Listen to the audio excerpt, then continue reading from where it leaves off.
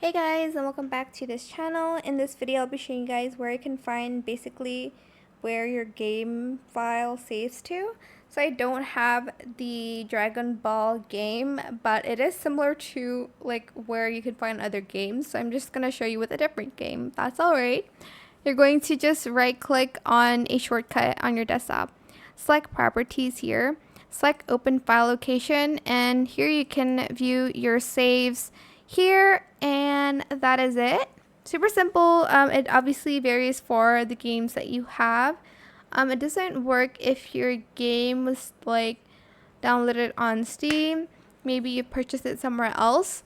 I hope this tutorial was helpful for you guys. Don't forget to like, comment, share, and also subscribe to this channel if you haven't done that already. If you have any more questions about this video, just leave it in the comment section down below. I'll try my best to answer them all for you guys. And if you found this video helpful, please click the thanks button as well. That is it. Thank you so much for watching. Bye.